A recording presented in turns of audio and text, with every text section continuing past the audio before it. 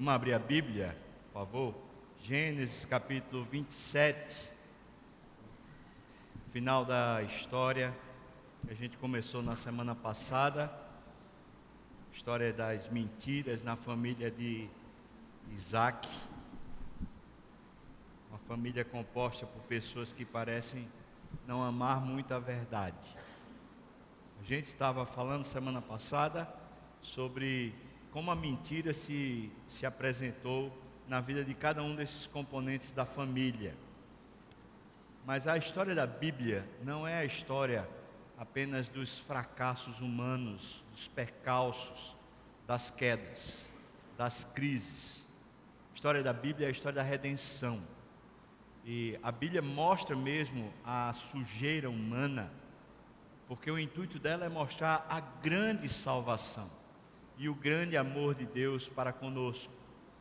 Por isso que quando a gente lê essas histórias terríveis, a gente às vezes até se abate, especialmente quando a gente se vê, quando a história passa a ser um retrato daquilo que a gente é. E a gente às vezes fica pensando assim: Senhor, como é que vai dar certo? Como é que pode dar certo a minha história? Como é que pode dar certo a história da minha família? Como é que pode dar certo a história do Brasil? Como é que pode dar certo? E a Bíblia responde de uma única maneira: só pode dar certo com a visitação do Senhor. Só pode dar certo com Deus entrando na história de verdade. A história que a gente leu semana passada é a história de dois irmãos que disputam a bênção, e especialmente a história de Esaú, que eu quero ressaltar hoje, pelo menos na primeira parte do sermão. Trata dessa mandinga que às vezes faz parte da cultura brasileira, essa perspectiva de acreditar numa bênção que é fruto de uma magia, de um encantamento, e não de uma bênção que é fruto da visitação de Deus. E Esaú, que a Bíblia tinha ressaltado já que não era um homem piedoso, antes pelo contrário, era um homem distante de Deus. Ele acreditava mesmo que o seu pai era o detentor da bênção e que o seu pai tinha algum poder mágico para lhe abençoar. Enquanto que Jacó, aparentemente, o texto vai ressaltando isso, a expectativa de Jacó não estava tanto numa mandinga, estava sim naquilo que ele tinha visto acontecer com a sua família nos seus antepassados. O seu avô Abraão, o seu pai Isaac eram abençoados por causa do Deus a quem eles serviam. E então parece que Jacó tem esse espírito dentro dele, tanto que a Bíblia ressalta que a alma de Jacó é uma alma piedosa. Ele é um homem ainda que vive nos jeitinhos, até na acomodação da mentira, mas o que ele precisa, assim como o que eu preciso, é uma visitação do Deus vivo. Por isso eu quero que você, aberta a sua Bíblia no capítulo 27 de Gênesis, você comece a observar a leitura a partir do versículo 38, e a gente vai até o capítulo 28 todo. Gênesis 27, a partir do versículo 38 até o capítulo 28 todo.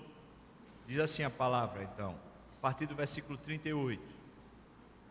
Disse Esaú a seu pai: acaso tens uma única bênção, meu pai? Abençoa-me também a mim, meu pai. E levantando Esaú a voz, chorou. Então lhe respondeu Isaque, seu pai: olha, longe dos lugares férteis da terra será a tua habitação, e sem orvalho que cai do alto. Viverás da tua espada, e servirás a teu irmão, quando porém te libertares, sacudirás o seu jugo da sua cerviz. Passou Esaú, preste atenção, a odiar a Jacó, por causa da bênção com que seu pai o tinha abençoado, e disse consigo: vem próximos os dias de luto por meu pai, então matarei Jacó, meu irmão. Chegaram aos ouvidos de Rebeca essas palavras de Esaú, seu filho mais velho. Ela, pois, mandou chamar Jacó, seu filho mais moço, e lhe disse: Eis que Esaú, teu irmão, se consola a teu respeito, resolvendo matar-te. Agora, pois, meu filho, ouve o que eu te digo. Retira-te para a casa de Labão, meu irmão, lá em Harã. Fica com ele há alguns dias, até que passe o furor de teu irmão e cesse o seu rancor contra ti, e se esqueça do que lhe fizeste. Então providenciarei e te farei regressar de lá, porque hei eu de perder os meus 2 filhos num só dia. Disse Rebeca a Isaque: aborrecida eu estou da vida por causa das filhas de Et. Se Jacó tomar esposa dentre as filhas de Et, tais como estas, as esposas de Esaú, as filhas dessa terra, de que me servirá a vida? Isaque chamou a Jacó e, dando-lhe a sua bênção, lhe ordenou, dizendo: não tomarás esposa dentre as filhas de Canaã. Levanta-te, vai a Padã Arã, à casa de Betuel, pai de tua mãe, e toma lá por esposa uma das filhas de Labão, o irmão de tua mãe. O Deus El Shaddai, o Todo-Poderoso, te abençoe e te faça fecundo e te multiplique, para que venhas a ser uma multidão de povos, e te dê a bênção de Abraão a ti e a tua descendência contigo, para que possuas a terra de tuas peregrinações, concedidas por Deus a Abraão. Assim despediu Isaque a Jacó e se foi para Padã Arã, à casa de Labão, o filho de Betuel, o arameu, o irmão de Rebeca, mãe de Jacó e de Esaú. Vendo, pois, Esaú que Isaque abençoara Jacó e o enviara a Padã Arã para tomar de lá esposas para si, e vendo que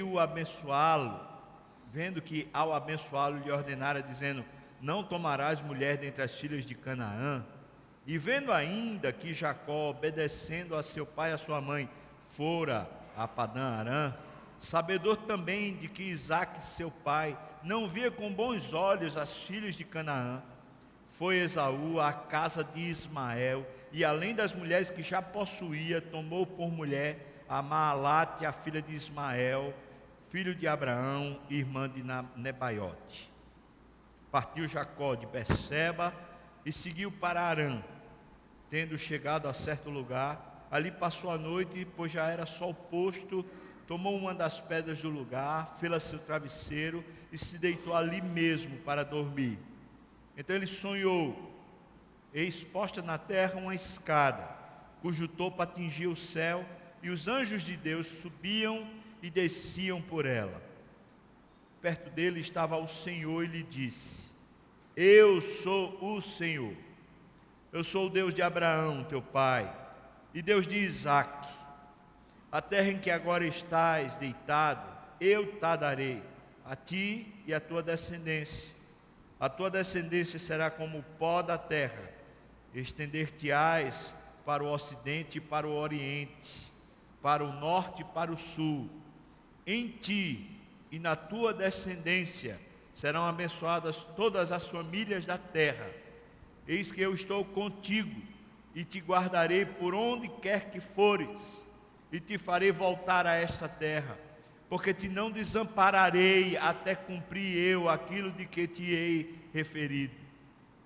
Despertado Jacó do seu sono, disse: na verdade, o Senhor está neste lugar e eu não o sabia. E temendo disse: quão temível é este lugar, é a casa de Deus, é a porta dos céus. E tendo se levantado Jacó cedo de madrugada, tomou a pedra que havia posto por travesseiro, a erigiu por coluna, e sobre cujo topo entornou o azeite. E ao lugar, cidade que outrora se chamava Luz, deu o nome de Betel, que significa casa de Deus. Fez também Jacó um voto dizendo, preste bem atenção a essa palavra de Jacó: se Deus for comigo e me guardar nessa jornada que empreendo, e me der pão para comer e roupa que me vista, de maneira que eu volte em paz para a casa de meu pai, então o Senhor será o meu Deus, e a pedra que erigi por coluna será a casa de Deus, e de tudo quanto me concederes, certamente eu te darei o dízimo. Amém. Vamos orar de novo. Pai, por favor, abre os nossos olhos, não por encanto, mas por meio do Teu Espírito. E conforme Tu queiras, traduz para nós as ricas lições da Tua palavra, Senhor.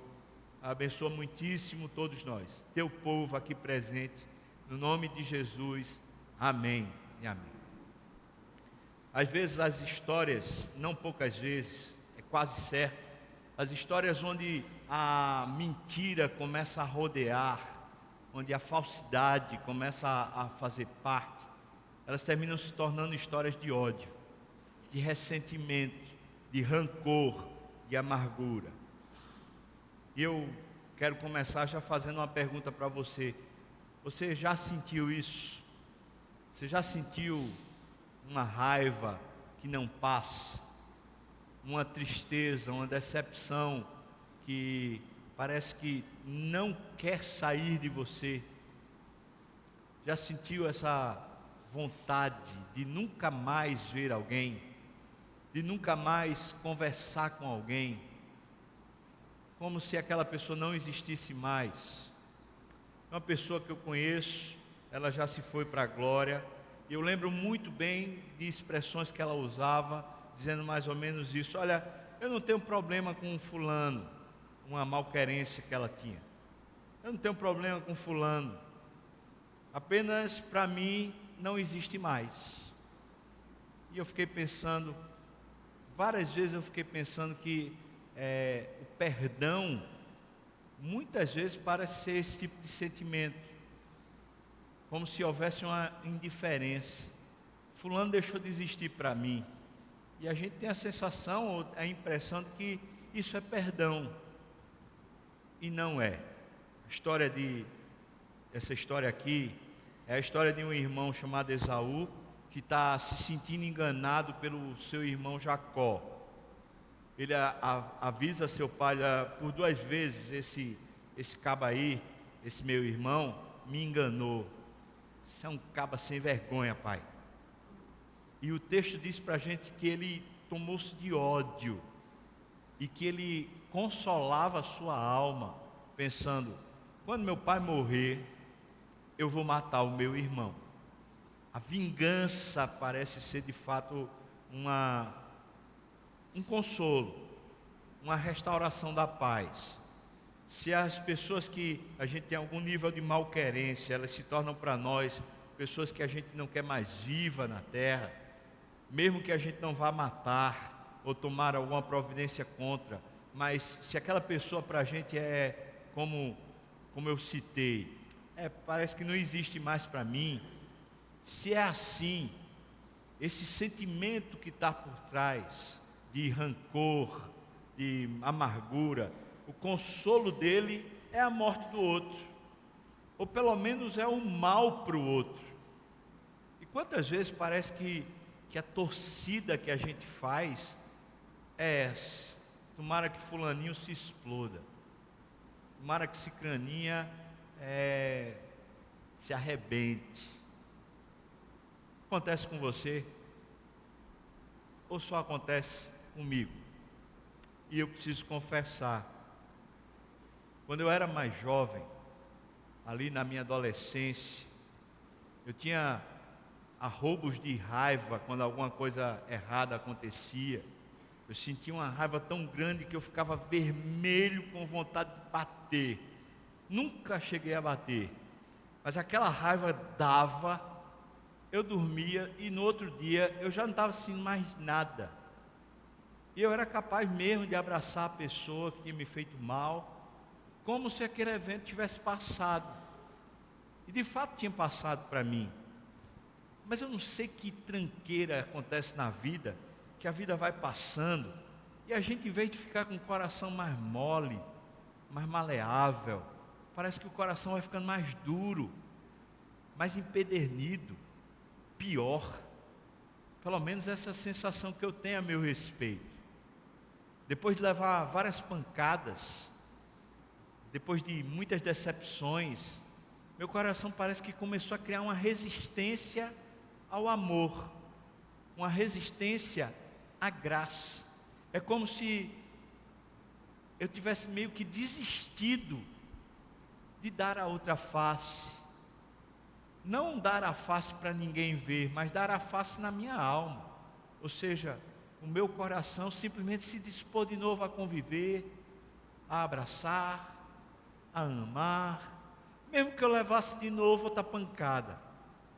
Parece, irmãos, que a dor, essa dor da decepção, da traição, essa dor da violência que alguém faz contra a nossa imagem, com a difamação, com a calúnia, com os mexericos, parece que essa dor, ela é diferente da dor física. A dor física, a gente faz um tratamento, faz um curativo, às vezes faz uma fisioterapia, e ela passa. Mesmo quando fica sequelas, como acontece comigo na minha perna, que tem um problema de irrigação nela, passa, a gente vai aprender a conviver com ela na bênção. Mas essa outra, quando a ferida é feita na alma, nos sentimentos, nas emoções, como é difícil passar, como isso é difícil superar. Esaú se consola com a morte do seu irmão. Eu preciso dizer que essa história toda e essa amargura toda, no caso de Esaú, é fruto de muitas mentiras, muitas situações mal resolvidas, que vão tomando proporções, até chegar a um ponto que o desfecho é um grande ressentimento, um grande abismo entre os dois irmãos. Esaú está consolado com isso. Um dia eu vou matá-lo, aquele miserável não vale viver. Mas enquanto isso está acontecendo, e eu gosto dessa lição, porque parece-me que esse tipo de consolo, esse consolo da vingança, esse consolo da malquerência, de saber que o outro está se dando mal, parece que de fato consola, parece que traz uma alegria. Irmão, eu estou me expondo aqui, estou falando de coisas que acontecem comigo às vezes, quando eu estou me sentindo assim amargurado, rancoroso, que eu vejo o meu desafeto se dando mal, parece até que eu fico alegre, digo assim, bem feito, mereceu, cabra sem vergonha. Parece que traz consolo, mas eu diria que esse é o pior abismo que a alma da gente pode cair. Isso é quando a mentira se torna para a gente uma verdade. E quando a mentira torna verdade para a gente, toda interpretação da vida agora está destruída, porque as lentes que passamos a usar para ver o outro, não apenas o desafeto, mas ver qualquer outro que esteja convivendo, é essa lente da amargura, essa resistência que me impede de abraçar, que me impede de ser com o outro, de ter comunhão. Me parece então que esse consolo, que é na verdade um pseudo-consolo, uma mentira, quando ela se entranha na nossa visão, no nosso coração, nos nossos sentimentos, gera na gente uma cosmovisão, uma percepção a respeito do outro equivocada. E eu vou dizer que essa percepção equivocada, ela tem até, me parece, algum tipo de teologia para legitimar. Por exemplo, se eu tenho um coração rancoroso, amargurado, eu posso usar a teologia bíblica para justificar o meu estranhamento com o outro. Quando, por exemplo, a gente pode citar Jeremias, que diz assim, olha, maldito o homem que confia no homem, E quando a gente usa essa expressão dizendo assim, olha, eu prefiro não confiar em fulano, eu prefiro não confiar em cicrano, eu prefiro ter essa distância, essa equidistância, que afinal de contas a Bíblia já diz, maldito o homem que confia no homem. Na verdade, a gente pode usar expressões bíblicas do tipo, todo homem é enganoso, todo homem é mentiroso. E a gente, quando usa essas expressões, justificando e maquiando a nossa raiva, o nosso rancor, a gente está legitimando a mentira a partir das Escrituras. Essa é a menção mais diabólica da nossa alma, porque Satanás faz exatamente isso. O Satanás pega a Bíblia e transforma a Bíblia numa mentira, a fim de que vivamos supostamente pela Bíblia, mas na verdade estamos vivendo uma mentira. Esaú, infelizmente, ele cai e perece. A profecia que é dada por Isaac para Esaú, ela é terrível. Diz que ele vai viver nos lugares inférteis da terra. E de fato, a região onde Esaú foi morar, a região de Edom, é a região mais seca. E os historiadores falam, eu não tenho como precisar essas coisas, eu pesquisei essa semana bastante a respeito dessa região, mas alguns historiadores falam que houve uma época em que aquela região ela era mais fértil, mas depois, como uma sentença divina, aquilo secou e virou um deserto sequíssimo. Há cidades como, por exemplo, Petra, aquela cidade que é uma cidade esculpida em cavernas. Você pode ver essas fotos na internet, lindíssimas. Cidade que teve uma pujança comercial grande, era roteiro para se ir do norte ao sul, do oriente para o ocidente. Essa região, ela simplesmente foi cortada do mapa, por causa da secura. Ela morreu. Continuou lá os prédios, continuou lá as instalações, mas não tinha mais nenhum habitante, nenhum morador. Nós podemos ver no livro de Ezequiel, no livro de Jeremias, no livro de Isaías, profecias que são feitas contra Edom, ratificando, confirmando a palavra que Isaac deu a Esaú. A geração que nasce de Esaú é uma geração dos mentirosos, que se tornam inimigos do seu irmão. O rancor ficou como uma marca indelével na cultura desse povo. A Bíblia chega a citar nos profetas que a alegria que Edom, a nação Edom, tinha a respeito de Israel, era quando Israel era capturada ou era vencida pelos seus inimigos. Ou seja, o consolo que continuou permeando a história dos edomitas foi o consolo da vingança. Quando via o seu irmão sendo destruído, sendo punido, sendo maltratado, ele se sentia bem, ele se sentia feliz, e por isso a palavra vai e diz, olha, por causa da sua alegria, a alegria do mal que o seu irmão sofreu, você vai deixar de existir, e deixa de existir. Edom ainda é encontrada na época de Jesus, e se você não sabe, o rei Herodes era edomita, era da família de Esaú, um rei muito poderoso, com muita força política, que era de certa forma um engenho, uma máquina usada pelo Império Romano, mas era um rei totalmente malquisto por Israel, e um rei que simplesmente foi extirpado da terra conforme a profecia que havia sido dada por Isaac. E aqueles filhos de Herodes, aquele tetrarca, simplesmente depois se desfaz e aquela família perece. Irmãos, por mais que dure, por mais que haja prosperidade, por mais que haja aparência de virtuosidade, a malquerência, o rancor, a amargura, falta de perdão, é alguma coisa que vai destruir a gente.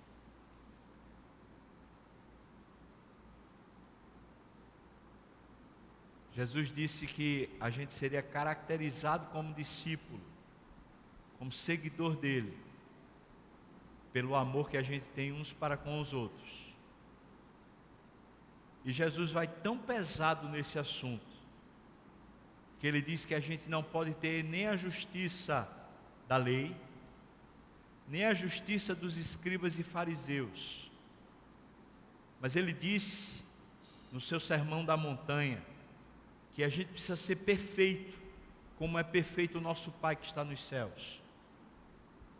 E quando ele cita isso, ele está falando sobre amar e perdoar os odiosos, os inimigos, não apenas aqueles que falharam conosco, mas aqueles que de fato nos querem mal, que querem o nosso mal, a gente amar.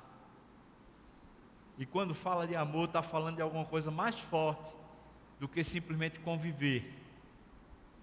Não é a gente abraçar, nem tratar bem. Amor quer dizer um sentimento genuíno dentro do coração de afeição pelo outro, de querer bem. E não só querer bem, mas querer o bem também. De desejar que o outro prospere, de desejar que o outro cresça, floresça, seja abençoado. É o oposto da vingança. Se a vingança serve de consolo por causa da tragédia que é acometida, e quando acometida aquele que ainda tem amargura diz bem feito, o amor que Jesus ensina a gente ter pelos inimigos só se sente feliz e satisfeito quando ver aquele que lhe faz mal prosperando, crescendo, sendo abençoado. A mentira não é desfeita apenas falando a verdade. A mentira só pode ser desfeita dentro das nossas casas, com a verdade em amor. A Bíblia não nos diz para sermos simplesmente pessoas sinceras, diz para a gente ser cheios de amor. É por isso que não adianta só falar a verdade, mas a intenção que permeia toda a verdade, o amor e o bem pelo outro, é que vai nortear, inclusive as palavras que serão ditas, a fim de que a verdade seja posta na mesa. Nós precisamos, e como precisamos, de uma restauração da verdade dentro da nossa comunidade, seja dentro da nossa casa, seja dentro da igreja, seja dentro da nação. As situações vão acontecendo para lá e para cá. Eu estou dentro daqui da Igreja das Graças há 12 anos. E nesse caminho de convivência, quantas decepções e desilusões aconteceram. Algumas foram no meu coração, outras foram no coração dos outros a meu respeito. E tantas que em gabinete, ao longo desses 12 anos, eu tenho ouvido de irmão contra irmão. Tantas de marido contra esposa e de esposo contra o marido. Tantas decepções, amarguras, ressentimentos, estranhamentos de irmãos em Cristo. E eu digo, isso é inadmissível. Isso não é corpo de Cristo. Isso não é igreja. Isso é uma instituição qualquer, talvez um clube, mas só é possível chamar de igreja, corpo de Cristo, família, quando as restaurações familiares, as restaurações relacionais estão estabelecidas no amor que produz verdade, e na verdade que é desmascarar a mentira mesmo. não aquela verdade artificial e política, de ir deixando para ver como é que fica, mas é uma verdade que encara o erro, que encara a falta, que encara a transgressão, mas não encara como juiz ou como repressor, mas encara como palavra de Deus, como resgate, como possibilidade de restauração. Ao longo desses 12 anos, pelo menos 2 pessoas daqui da igreja, quando disciplinadas, depois de um longo período de tratamento, de buscas, de conversas, de idas e vindas, 2 pessoas foram consideradas pelo conselho como não sendo cristãs. Não sendo. E havia uma marca distintiva. Era justamente a falta de capacidade de viver em comunhão. Pessoas que, ao errarem, e quando são postas diante da verdade, à luz das Escrituras, elas continuam se assenhorando da mentira como verdade, e as escamas dos olhos não são retiradas, e terminam por se autodestruir, asseverando para si mesmas que não são filhas de Deus, e asseverando para a igreja que na verdade são gentios e publicanos. Esaú é uma história tão forte que diz para mim e para você: não precisamos manter o nosso coração cheio de dor, cheio de enfermidade, mesmo quando as pessoas insistem em permanecer nos fazendo mal. Mesmo assim, nosso coração pode ser leve, nosso coração pode ser restaurado e recuperado. Mas como isso pode acontecer? É por isso que a história que a gente leu foi o capítulo 28 todo também. Porque a gente precisa da história de Jacó. Porque só a história de Esaú vai cansar a gente e arrebentar a gente. Vai dizer para a gente que a gente não tem futuro e que a gente está destruído por causa do nosso próprio coração. Mas a história de Jacó, que é contada aqui, é a história de uma intervenção divina. Não é a história da superação, não é a história da conquista ou do homem bonzinho que, agindo certo, termina conseguindo as benesses. Essa é a história de um homem problemático. Semana passada eu descasquei Jacó e falei de quanto ele era também mentiroso. E o próprio nome já designa como ele funciona, como uma espécie de usurpador. Mas o texto que lemos hoje fala de uma história, de uma espécie de proteção divina, quando, mais uma vez, Rebeca, nas suas articulações e manobras, fala para Isaac, o seu marido, que as filhas de Et, que Esaú tinha tomado por esposa, era uma amargura no seu espírito. Se você reler um pouquinho a história anterior, você vai ver que elas eram uma amargura de espírito também para Isaac. Ou seja, Isaac e Rebeca não gostam dessas mulheres que Esaú tomou por esposa.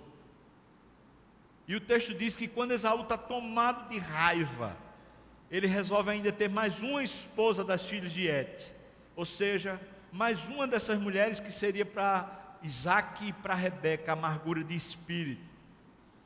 Então, quando Rebeca vai lá na cabeceira da cama, conversando ali no travesseiro com o seu marido, diz: olha, a gente precisa tomar uma providência. É a amargura de espírito dessas mulheres. Jacó ainda não casou. Então Isaac chama Jacó e diz: olha, vamos fazer o seguinte, filho, vou lhe abençoar de novo, e você parte daqui, vai em direção à terra lá, à terra dos nossos antepassados, e lá você vai tomar uma esposa, uma mulher que não seja dessa descendência e dessa linhagem daqui. E ele, de fato, o texto diz que ele obedece o pai e a mãe. E aqui nessa parte do texto a gente não consegue ver nenhum dolo no coração de Jacó. Pelo contrário, ele já é um homem com uma certa idade, talvez 77 anos. Ele ouve seu pai e sua mãe e resolve obedecer e vai em direção àquela terra, a terra da sua mãe, a terra também do seu avô Abraão. Essa terra Padã Arã, a palavra Padã significa planície, e Arã é onde é hoje, Harã, lá na Síria. Essa terra da Mesopotâmia, justamente onde provavelmente a humanidade nasceu. Eles vão para lá, ou melhor, ele vai para lá. Mas essa é uma caminhada de pelo menos 450 quilômetros. E naquele dia, talvez de manhã logo cedo que ele saiu, pegou água, deve ter pegado algum mantimento e foi em direção a Padã Arã. Depois de uma longa caminhada, e o texto diz que o sol posto, talvez ele caminhou 40 quilômetros, talvez 50 ou 60 quilômetros naquele dia, no deserto, cansado, saturado, pegando regiões montanhosas que só era o jeito que ele tinha para sair daquela terra em direção a Padã Arã. Depois de subir montanhas, descer montanhas e passar por muito deserto, o sol, o calor, a secura, ele está exausto. Eu gosto de pensar nisso como sendo a maneira de Deus trabalhar conosco. Parece que o encontro definitivo de Deus conosco muitas vezes acontece na exaustão das nossas forças e dos nossos recursos. Parece que a gente precisa às vezes cansar. A gente às vezes precisa desse vale, desse deserto, da canseira. Jesus foi quem convidou os cansados, os aflitos, os sobrecarregados, as pessoas desesperadas, as pessoas que estão doentes, as pessoas que estão amarguradas. Foi Jesus que convidou elas. Não foram elas que se ofereceram a Jesus, mas Jesus disse: olha, venham a mim, venham, vocês que estão assim, com a alma que não aguenta mais, vocês que estão assim desesperados, que já parece não ter mais o dia de amanhã, venham a mim, eu vou mudar de fardo com vocês. Aprendam comigo que a vida pode ser simples. Aprendam comigo porque eu sou manso, eu sou humilde de coração. Aprendam a viver comigo. Vamos trocar de fardo. Vocês vivem a minha vida e eu vou viver a dureza de vocês. Vocês vivem o poder do Espírito. Vocês vivem o Evangelho. Vocês vivem o resgate de Deus, um Deus que zela e cuida de vocês, que está pronto de fato a abençoar vocês. Enquanto eu tomo o pecado, a estranheza, a amargura e o coração endurecido, eu pego todo esse rancor e esse fardo na alma de vocês e eu levo o fardo pesado, e vocês podem desfrutar a vida da leveza, a vida da falta de cerimônia com Deus, a vida de um Deus que olha por vocês, zela por vocês, cuida de vocês, que de fato está no amanhã, providenciando tudo para o bem de vocês. Vamos trocar de fardo? O que acontece com Jacó naquela noite é precisamente isso. O Redentor vem resgatar a sua alma. Eles chegam a uma constatação: Deus está aqui, eu não sabia, eu estou tremendo de pavor. É grande a presença de Deus. O que ele sonha com a escada, e essa escada só pode ser interpretada à luz do que o próprio Evangelho de João no capítulo 1 vai e revela. Jesus disse que ele é a escada que Jacó viu, essa escada entre a terra e o céu, um caminho entre Deus e os homens, e que os anjos sobem e descem. Os anjos recebem de Deus a mensagem, recebem de Deus a autoridade, e descem e providenciam e abençoam aquele que está deitado, prostrado, cansado, que não tem força para caminhar. Ele vem ao encontro e, além de se encontrar, ele restaura e revigora as forças. Ele faz forte ao cansado e multiplica as forças aos que não têm nenhum vigor. Grande é o nosso Deus. O resgate acontece e Jacó está tomado de uma nova verdade que ele não sabe qual é. Ele ainda precisa conhecer. E então ele faz uma revelação para Deus. Ele diz: tu és o Deus lá dos meus antepassados, não és o meu Deus ainda. Tu és o Deus do meu avô. O Senhor apareceu a meu avô e abençoou ele. e também tu és o Deus do meu pai. Eu vi quando Abimeleque queria fazer o mal ao meu pai, eu vi quando as situações foram cada vez piores para meu pai, eu vi quando ele foi odiado, quando ele foi detratado, quando ele sofreu. Eu vi o meu pai Isaac sofrendo muito, mas eu também vi o meu pai Isaac sendo abençoado pelo Senhor. Eu vi, tu és o Deus dos meus antepassados, mas ainda não tive um encontro contigo. Eu ainda não consegui ver essa leveza na vida. Eu ainda não consegui ver a mentira sendo substituída pela verdade. Eu não consegui ver. Mas eu digo uma coisa ao Senhor, e eu vou buscá-la. Senhor, se nessa jornada que agora eu empreendo, eu vou arranjar uma mulher para mim, eu vou viver na casa do meu tio, nessa nova jornada de 450 quilômetros que eu tenho para fazer, se o Senhor me proteger, se o Senhor suprir todas as minhas necessidades com pão, com água e com roupa, quando eu voltar, se eu voltar vivo, se eu conseguir realmente florescer no meio dessa jornada, quando eu voltar, eu vou parar aqui, Betel, na casa de Deus, na presença de Deus, com os meus músculos tremendo. Eu vou parar aqui e vou dizer: o Senhor dos meus antepassados é o meu Deus. Não porque faz mandinga, não porque meu pai é alguma coisa, mas porque Ele esteve comigo, Ele me fez bem, Ele me protegeu, Ele é o meu Deus. Esse é o resgate que parece estar faltando na gente. É o resgate onde Deus desce, vem ao encontro e se revela na nossa perdição, na nossa fraqueza, no nosso cansaço, no nosso desespero. É o Deus que vem. O Evangelho é uma boa notícia. Qual notícia é essa? Alguns estudiosos falam que a palavra Evangelho, a boa notícia de salvação, não é simplesmente uma notícia boa que alguém ouve e consegue ficar indiferente. Quem fica indiferente ao Evangelho? Jesus respondeu essa pergunta. Ele disse: os sãos, aqueles que olham para a sua própria vida e dizem: está tudo muito bem, eu estou acertado, eu estou ajeitado. Aqueles que pegam a mentira como se fosse verdade e vivem a partir da mentira, os sãos, eles não precisam de médico, eles já se bastam, eles têm uma maneira deles mesmos resolverem os seus próprios problemas e articulações. Os sãos não precisam de médico. E Jesus diz: eu vim, eu desço do céu e chego junto daquele que está doente, daquele que está fraco, daquele que está abatido. Eu vim para aqueles que precisam, eu não vim para aqueles que se auto-intitulam já bem. E Jesus veio mesmo.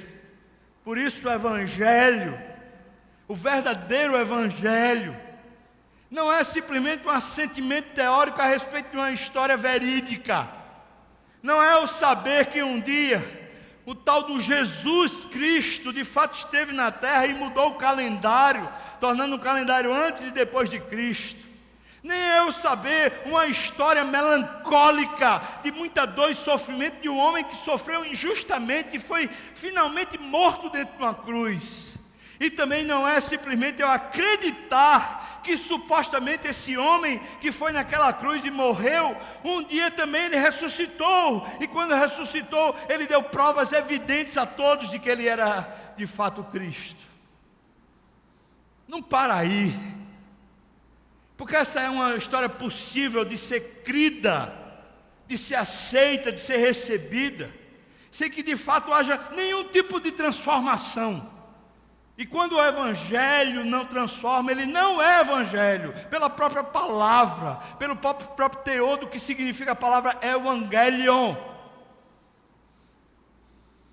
Então o que é o Evangelho?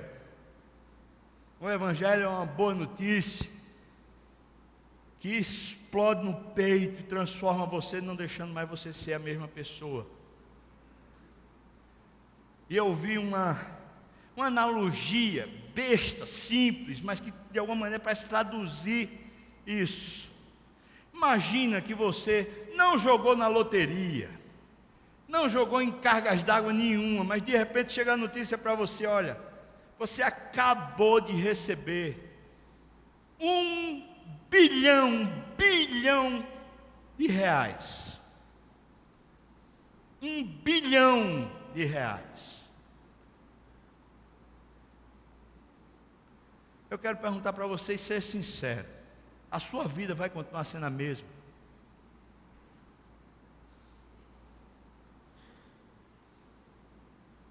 Ser sincero, a vida dos seus familiares vai continuar sendo a mesma? Não vai. Porque esse não é um tipo de notícia apenas que você sabe. É um tipo de notícia que faz você funcionar. Você olha para um bilhão e fala assim: ah, mas eu vou fazer isso, ah, mas eu vou fazer aquilo, ah, mas eu vou abençoar minha mãe, eu vou abençoar minha tia, meu sobrinho, eu vou abençoar a igreja, eu vou abençoar. Você muda a sua perspectiva de movimento. Você olha e fala assim: está resolvido aquele problema, está resolvido aquele outro, está resolvido isso. Você simplesmente se transforma a partir daquela notícia, porque ela encaixa em todos os seus movimentos. O Evangelho, portanto, não é uma história de assentimento e de reconhecimento como sendo verdadeira a hipótese de que aquele homem veio como sendo filho de Deus. Mas é que essa história, quando crida, ela é o Evangelho. E o Evangelho que transforma absolutamente todas as coisas na vida. Porque ela se encaixa em todos os movimentos existenciais. Ela troca o fardo, ela substitui a angústia, a amargura e o ressentimento. Ela arranca de gente essa vontade que a gente tem de ser abençoado, pela simples verdade de que já somos realmente abençoados. Deus veio ao nosso encontro, foi Deus que esteve ao nosso lado.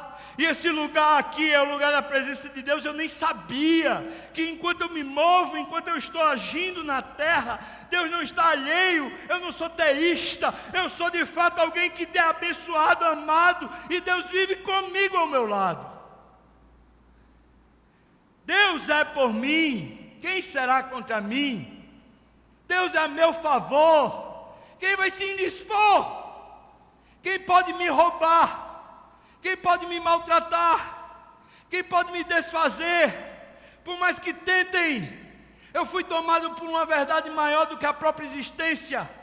Eu fui tomado por um Deus que cuida além de mim mesmo, por um Deus que me ama apesar de quem eu sou, um Deus que me resgata da mentira e me transforma pela verdade. É o Evangelho, o grande poder de Deus para a justiça de todo aquele que crê. É por isso que quando o Evangelho se apresenta para Jacó, eu diz: eu vou te abençoar, e não somente a você, mas eu vou abençoar a todas as famílias da terra, por intermédio de você. Esse é o Evangelho. É a notícia mais poderosa do que você saber que acabou de ganhar 1 bilhão de reais. Você não tem apenas 1 bilhão de reais. Você tem agora o mundo todo. Você tem agora um Deus todo. Seu amigo, seu companheiro de jornada, aquele que vai adiante de você, aquele que planeja o bem, aquele que restaura a sua sorte, aquele que lhe levanta, aquele que lhe resgata, o verdadeiro e único Deus, invisível, mas real. Quando eu olho para a cruz, eu não vejo a história triste e melancólica de um homem muito bom que injustamente foi morto. Quando eu olho para a cruz, eu vejo alguém justo e santo assumindo a minha mentira, assumindo a minha podrura, assumindo o meu lado Esaú, assumindo o meu lado Jacó, assumindo o meu lado Isaac, o meu lado Rebeca, de manipular a verdade, de se destruir nos relacionamentos, de maquinar as coisas. É Jesus que assume a minha podrura toda, e quando Ele vai para a cruz, Ele morre precisamente por causa da minha miséria. Por isso a história da cruz não é uma história que eu sei, é uma história que eu sinto. Por isso que a história da cruz não é a história a respeito dos outros, é a respeito da minha história. Quem estava lá na cruz era eu fui crucificado com Cristo. E é por isso que eu fui ressuscitado com Ele. É por isso que a vida que eu vivo, não vivo mais para mim mesmo, mas vivo por aquele que por mim morreu e ressuscitou. É a minha história. É a história do resgate. É a história que me tira desse patamar malicioso de um coração rancoroso e me coloca numa nova disposição. Amar quem me perturba e abraçar e acolher aquele que quer dar uma tapa.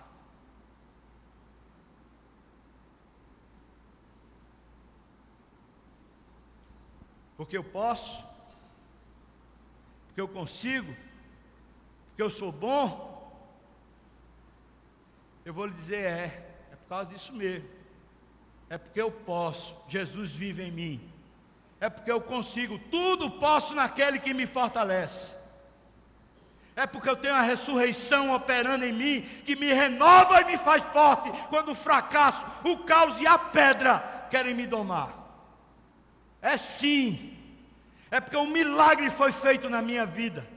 E o milagre que foi feito na minha vida é o mesmo milagre daquele que nasceu de novo. Portanto, foi feito em você. Cristo Jesus, a esperança da glória que vive em nós. Glória a Deus. Jacós, o que precisamos? Nós precisamos de Betel. O que precisamos? Nós precisamos desse reconhecimento de uma estrada, de uma escada que está posta entre o céu e a terra, de um Deus que não se deixou ficar distante, antes está vindo ao nosso encontro para nos restaurar e nos fazer novos de novo. Essa é a história de Jacó e a minha história também. De homens mentirosos, trapaceiros, fracos, mas que um dia foram visitados pelo próprio Jesus. E daquele dia em diante, não por causa de nenhuma poção mágica, mas por causa da presença de Jesus, daquele dia em diante são pessoas abençoadas. E não tem ninguém que possa roubar isso de mim. Vamos orar, irmão? E eu queria chamar você. Se hoje você quer Betel, Deus na sua casa, ou que você seja a casa de Deus, Betel, o lugar onde Deus aparece e promete para você bênção, restaurando a sua história. Betel, Deus conosco. Se é isso que você quer, se é isso que você pode e deve buscar, eu queria convidar você a se entregar agora na mão do Senhor, dizendo: recupera, restaura a minha vida e a minha história. Põe, Senhor, verdade no lugar das mentiras. Renova a força quando eu estou acabado. Me resgata, Senhor, me resgata. Se é o seu caso, eu queria convidar você, irmão, a ficar de pé. Eu queria orar por você e orar com você. Se você hoje está pedindo Betel, venha, Senhor, habita comigo, habita na minha história, na minha casa, na minha vida. Venha, Senhor, e habita comigo. Faz diferença, traz a verdade, ilumina meus passos. Fique de pé, eu queria orar por você e com você. Senhor, nós que ficamos de pé, não somos melhores do que os que não ficaram. E na verdade eu não sei quem ficou, quem não ficou de verdade. Mas o Senhor sabe. E a tua palavra diz: não depende de quem quer, não depende de quem corre, depende do Senhor usar de misericórdia. Ó Deus, nós clamamos, usa de misericórdia agora conosco. E desce. E vem ao encontro, Senhor, daqueles que estão falidos emocionalmente, daqueles que estão doentes, daqueles que parecem não ter mais restauração. Senhor, Tu podes, e só Tu podes. Então eu te peço, vem, Senhor, e resgata-nos para a Tua glória. Faça o nosso coração de novo rejuvenescer, cheios de gozo e de alegria, a alegria da salvação. Por isso eu te peço, abençoa-nos com a Tua bênção. Abençoa todos que aqui estão conforme o Teu querer. E todos que ficaram de pé, Senhor, eu peço uma jornada pela frente, de conhecer o Senhor e continuar conhecendo o Senhor, cheios de alegria e motivação, por causa do Senhor que nos abençoa. No nome de Jesus. Amém. Amém.